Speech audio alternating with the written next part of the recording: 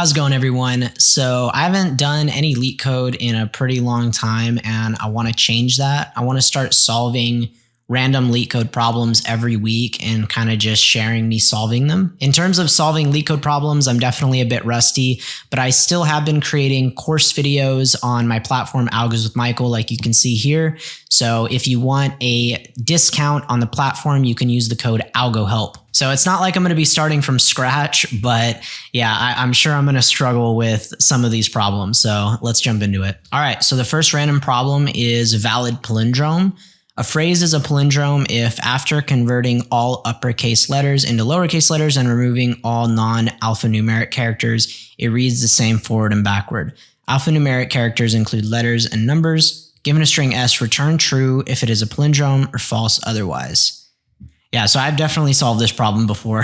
I know it's a two-pointer solution where you have like an I pointer on the leftmost index and then a J pointer on the rightmost index, and then you move them inward, comparing the characters as you move inward. I think the thing that makes this problem a little bit more challenging is that it includes random characters like commas and things like that, which we would have to ignore. So yeah, I actually feel pretty confident I could solve this one. So the first thing, I'm going to initialize an I pointer, start at 0, and then we're going to need a J pointer, which starts at s.length minus 1, so the very last index. And we're going to need a while loop. And so our exit condition would be when our I and J pointer meet, essentially when they become equal to each other, or if I is greater than J. Yeah, so we could say while I is less than J, then we want to continue doing the iterations. And so now we need to move our I and J pointer inward, but we want to ignore any characters that are not a letter or number. So we're going to need another while loop, and we would say while we want to get the character first, so s.char at I, and we're going to say while it's not a letter or a number. So I don't remember the API method for this. I might have to look it up. I think it's is digit or letter in Java. It's hard to remember. While it's not a digit or letter, then we just increase our I pointer, and then we do the same thing for the J pointer. And then J pointer, we want to move it to the left, so we're going to minus minus. And then there's another edge case. So another edge case would be if our string contained like all of the characters are not letters or numbers. Say that it was like all commas. On line 5 or 6, we could actually go out of bounds for our pointer, which obviously is no good. So we need an exit condition in both of these nested while loops as well, which I think would just be the same exit condition we have on line 4. So we could say while I is less than J and the digit, it's not a digit or letter. And so when we exit from this while loop, both of these while loops, we would need to check if I is still in fact less than J, because if it's not, then we can just return true at this point, because that would mean that it's a palindrome. So we would say if it's greater than or equal to J, then we just break and return true. So if we make it to line 10, then we know it's a palindrome. And now after line 7, if we make it to line 8, we know that both characters at I and j are a letter or a number at this point. And so we actually need to compare the values.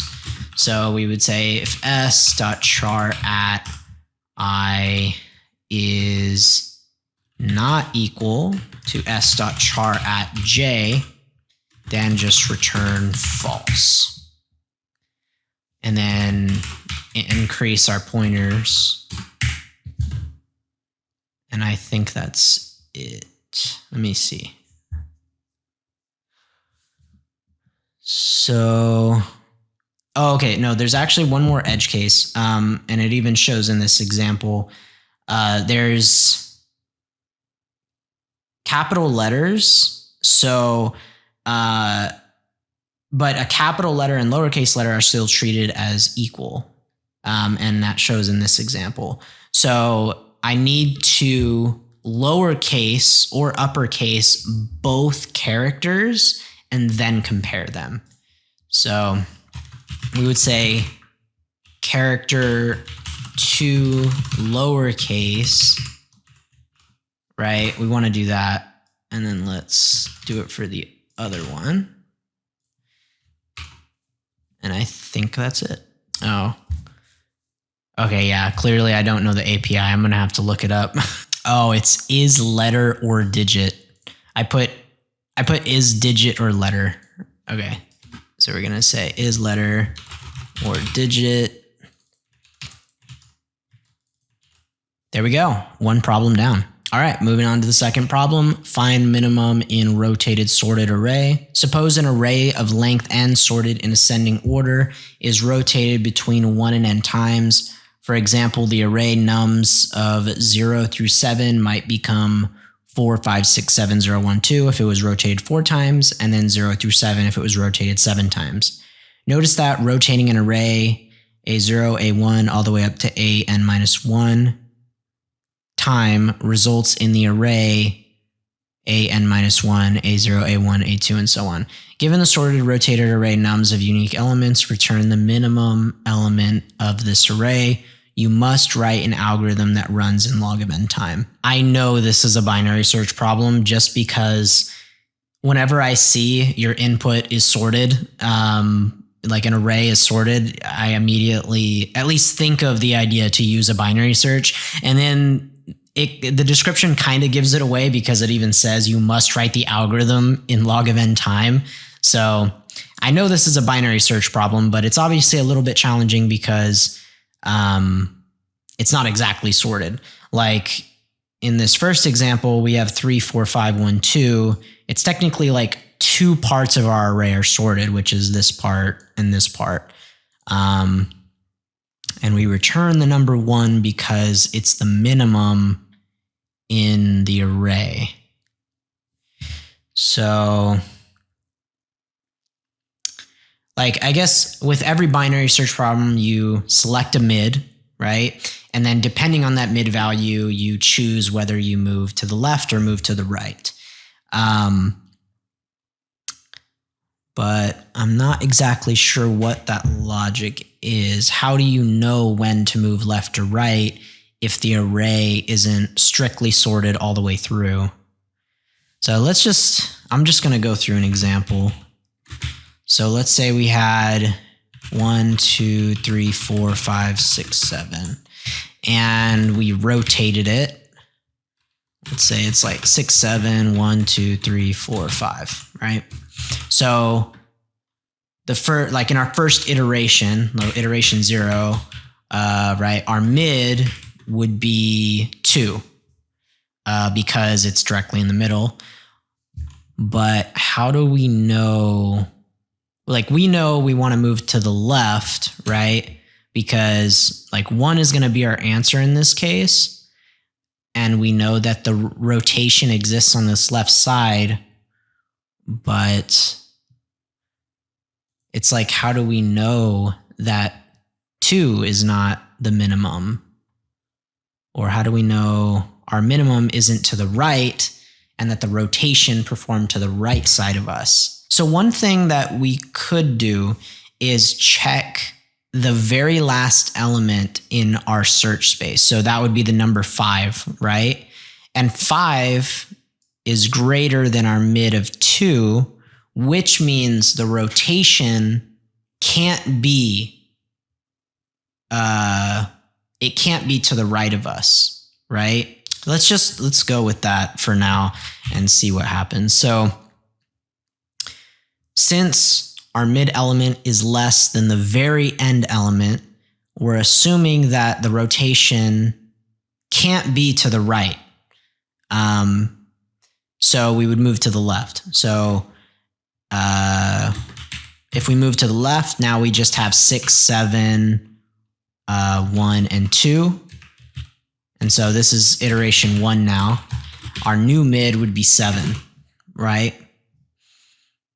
And so here, we need to compare, 7 to the very last element in our search space, which is 2. And in this iteration, 7 is actually greater than 2, which with a normal binary search, the numbers on the right should always be greater than the numbers on the left. But in this case, it isn't. So we know that the rotation is to the right of us because our mid is greater than the rightmost element. So we would move to the right this time. So we would cut our search space in half just to 1, 2. And then in iteration 2, we'd select our new mid to be the number 1, right? And so 1 is less than 2. So that means we would move to the left. And so our search space is now just 1, and that's our answer. So I think that's how you solve it, is you just check you compare the mid element with the last element in the array. And that is how you can decide whether you go left or right. Okay, so let's try to solve it. First, let's get the length of our array, and then we're gonna need left and right pointer. So left is gonna start at 0, and right starts at the last index, n-1. And just like in every binary search, we're gonna say while left is less than right. And so if we make it out of this while loop, I think there's always gonna be an answer. So we'll always exit from this while loop, and we can just return the value at our left pointer. We could also technically return the value at our right pointer. Like we could also do this, I think, because when we exit, the only way we exit this while loop is when our left and right pointer are the same, I'm pretty sure. So I think both of these would work, but I don't know. And now we need to select our mid. So we can say mid is equal to left plus right minus left divided by 2. And we're going to compare that mid value with the last element in our search space. So the last element in our search space would be whatever is at our right pointer. So we would say if our nums of mid, if it's less than nums of right, then we want to move to the left, which means we need to update our right pointer. So our right pointer would become mid. But what happens if the numbers are the same? Oh, never mind. One of the constraints is that all the integers are unique, so we don't have to worry about that. So if this isn't the case, that means that our mid value is greater than our rightmost value, which means that the rotation must be to the right. And so we want to move that way, so we'd move our left pointer. So we'd say left is equal to mid plus 1. And I think that's it. Nice. All right, second problem down. All right, third problem, middle of the linked list. Given the head of a singly linked list, return the middle node of the linked list. If there are 2 middle nodes, return the second middle node. Okay, pretty straightforward problem. So if it's an odd length linked list, then we just return the middle element, like directly middle of the element. If it's an even length linked list, then we return the second middle element. Okay. So I guess the first thing we want to do is we need to know the length of the linked list first. Like one solution I can think of is like first we, get the length, right? And then the second thing is we calculate the middle index. So like an example of this could be like if the length of our array was 5, to compute it, we just have to do 5 divided by 2. Then we know it exists at the third node, right? The third node would be the middle element. And then we just, the third step, iterate to third node, right? So that would definitely work. I know there is a Tortoise and Hare type algorithm for linked lists. I bet you that's what it wants me to do, but honestly, I don't even remember how to do that. I'm going to try this simple way first, and then maybe after I'll try to tackle the Tortoise and Hare algorithm. If I think that'll work as well, because for the Tortoise and Hare, like say we had 1, 2, 3, 4, and 5, right?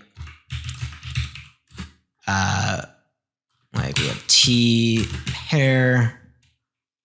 So the tortoise obviously moves up by 1. The hare moves up by 2, right?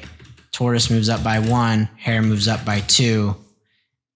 And since our hare is now at the very end of our list, our tortoise is at the position of our answer. So I think that also works. Let me try it with an even length one. So let's go back here. So we would say, okay, we're going to go forward 1, and then forward 2, forward 1, forward 2, forward 1, and then this goes out of bounds. So yeah, I think both of the solutions will work. And they'll actually both have the same time complexity, but I'm sure if this were an interview, the tortoise and the hare one would be what they expect. Okay, so maybe I'll do this one. I'll do the harder one, and you'll watch me suffer. Okay, so the first thing we want to do, let's say tort is equal to our head. Let's just call it T and H. I know that's bad. I'm sorry. All right. So T and H equals our head. And now we need to identify what our exit condition is. So our exit condition is if our head is at the very last element in our linked list, or it's out of bounds, I think. So, because the hare will always be ahead of the tortoise, so we don't even need to check for the tortoise going out of bounds. So like we don't need to do like a null check for the tortoise. So we could say while H is not equal to null and H.next is not equal to null and H.next is not equal to null, because it's moving 2 positions. And so if that's all true, then we just move forward. T equals t.next, head equals t.next, or not t, sorry.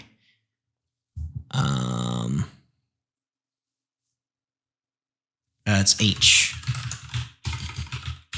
dot next, next dot next, because we're moving 2 positions forward.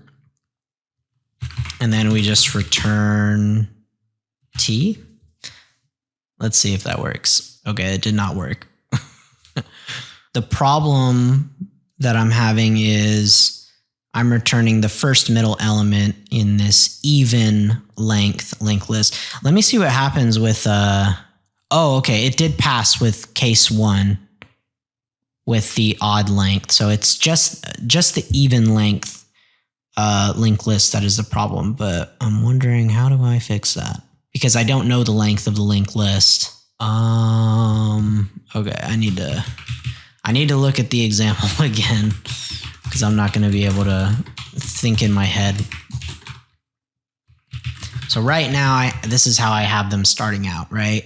And the T moves forward, H moves forward, T moves forward, H moves forward. Oh, I see. Okay. I need them to move forward once more. So the reason why it's returning 3 is because at this point in this while loop check, it'll fail at this not null check, the next dot next. And so the tortoise doesn't move an additional space where it needs to. So how do I resolve that? Okay, maybe what it is maybe we don't want the next dot next check in the while loop. Maybe we want it inside the while loop, right? So like, let's just say we went like this. H equals H dot next. And then we said if, not is letter or digit, if H dot next is not equal to null, right? Then we do it again, right? So in this way, we would say, okay, well, H is not equal to null and H dot next is not equal to null. So we're going to move T and move H, right? And then we're going to move T again, move H again.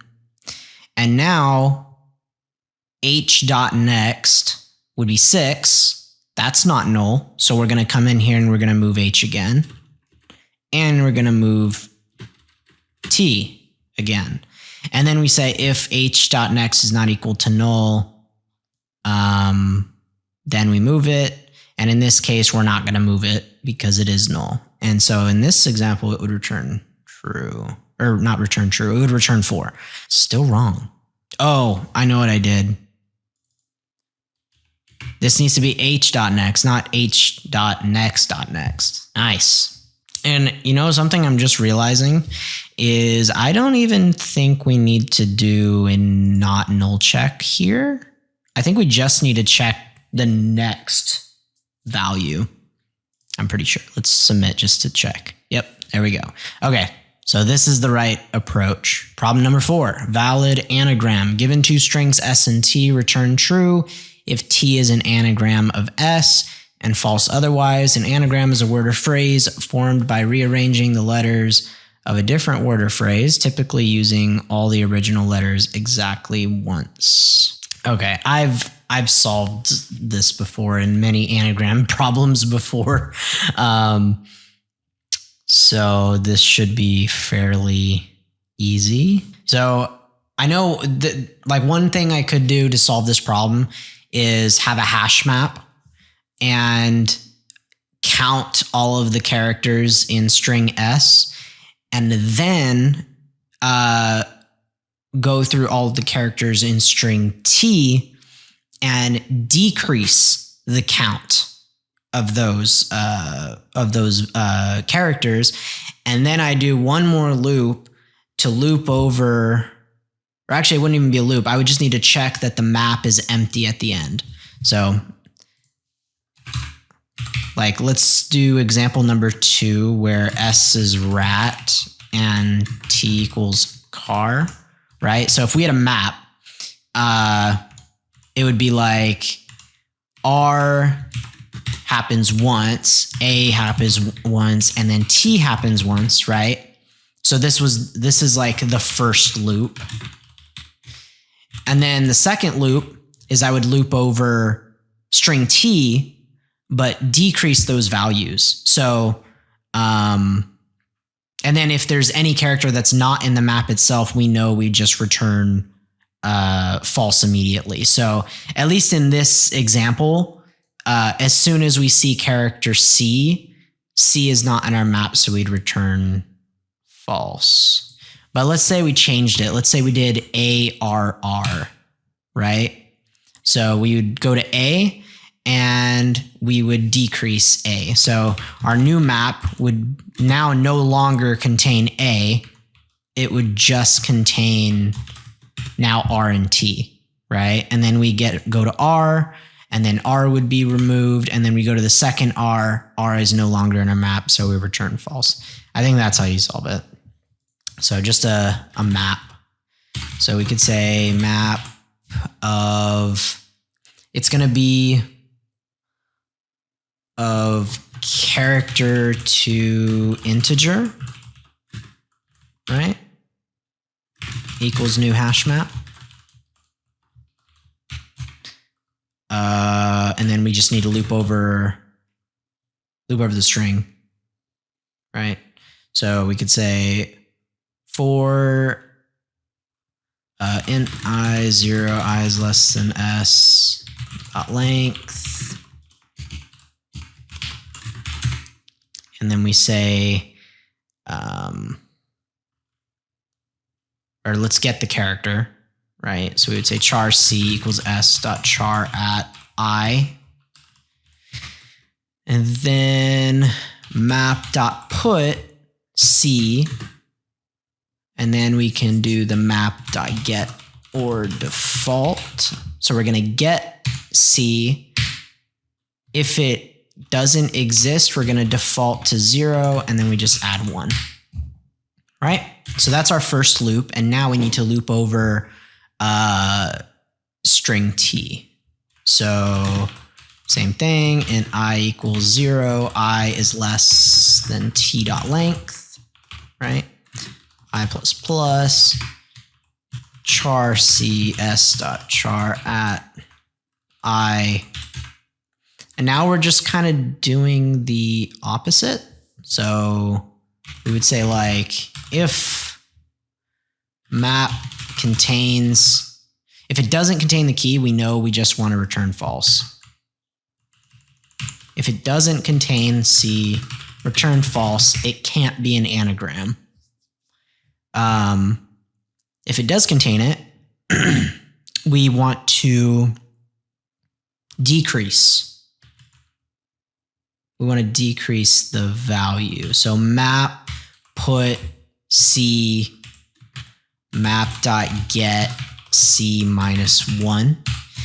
And if map dot get C is equal to 0, then map dot remove C. Right? So if the count is 0, then we can immediately just remove that entry from our map. It doesn't need to exist. And then once we exit there, we just need to make sure that the map is empty. If the map is empty, we know that it's an anagram. So return map dot is empty. All right. All right, let's see what I did wrong. Oh, whoops. I put s.charat here. This needs to be t.charat. Nice. Oh, but it's very slow. There definitely is a faster way to do this because I'm using a map right now, and I technically could use just a regular integer array to solve it.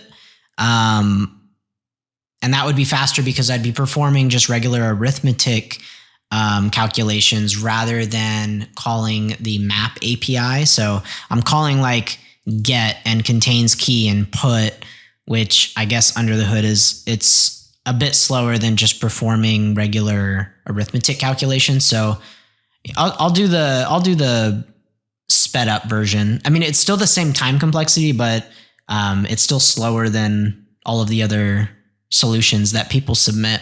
So let's try this again, just faster. So the idea would be that, like let's say I have rat and car. I would still loop over all of the characters in rat and count them, but I wouldn't need a map to do it because all of the characters in string S and string T are just lowercase letters. So I could have an integer array of size 26, since there's 26 letters in the alphabet, and each individual character would correspond to an individual index in that integer array. So character A, for example, would correspond to index 0. Character B would correspond to index 1, and so on. And then character Z would correspond to index 25. And then I'm just performing regular arithmetic. So we could say integer letters equals new int of size 26. And then I loop over the characters, right? And so here I would say letters of s.char at I minus character A, and then I increase the value at that position. So for some of you that haven't seen this trick right here before, this is really useful to learn. And I know this is an easy problem, but this is useful in many, many other problems. I'll explain it briefly. So it all comes down to what the decimal value of characters are. So the character A has a decimal value of 97. And then character B has a decimal value of 98, and so on, right? So what line 5 is doing, the character at S, let's say it's B, and then we're subtracting it from character A. Under the hood, all we're doing is B corresponds to 98, A corresponds to 97, so that calculation comes to 1. So what we are saying is index 1, we are increasing it, right? So we're increasing the count for that character using simple arithmetic instead of, using like a map and whatnot. So it's a bit faster. So we want to loop over all of the characters in T. And we're going to say letters s.char at I minus character A minus minus. And then when we exit here, we just need to make sure that all of the letters in our integer array are at 0. Because that would mean we have to make sure that there aren't any positive or negative numbers. Because if there were positive numbers, that would mean that there were certain letters in S that did not exist in T. And then if there's any negative numbers, that means that there were letters in T that did not exist in S. It's essentially the same thing as the map approach. It's just with the map approach, what we did was we were removing, whenever the count got to 0, we would just remove that character. So we just checked if the map was empty at the end. For this, we actually have to just loop over all of the letters. So we could say I is 0 less than 0, or I is equal to 0, I is less than 26. If letters of I is not equal to 0, that means that it can't be an anagram. And then we just return true. Let's see if it works. Whoops. Oh my God, I did it again. I did the same thing in our previous approach. It's t.char at I. Nice. And yeah, and see, it's a lot faster. So now it's 3 milliseconds and it beats over 90% of users. Cool. All right. I think that is all the problems I'm going to solve for today. I hope you guys liked seeing me, solve them, on the spot. If you're interested in learning the patterns to solve a lot of these problems, you can check out my platform, Algos with Michael. You can use the code AlgoHelp to get a discount on the platform. I have a few different courses on there that you can get access to all together, and I have more on the way. Anyways, I'll see you guys later.